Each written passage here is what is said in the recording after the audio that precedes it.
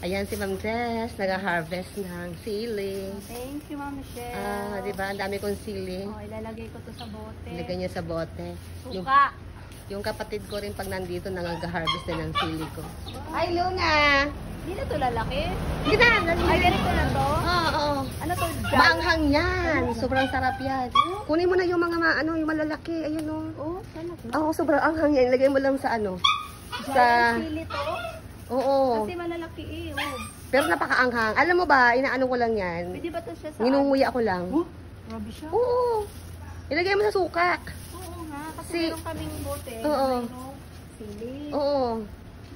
Ang dami pa. Nalalaglag ng halay niyan eh. Ayun sa baba, ang dami pa. Bakit hindi mo wala kang mayroon ka? Oo, meron naman ako. Nakababat? Nakababa doon. Dami. Saka madali na naman siya tumubo. Talaga? Pagtanim ka rin yan, yung buto, ilagay mo lang sa Sige. Alam mo ba nakatanim lang yan sa paso? Ito, Galing yan kay Shai. Iniwan niya sa akin, binigay na niya sa akin. Ayan, yan, itanim mo yan.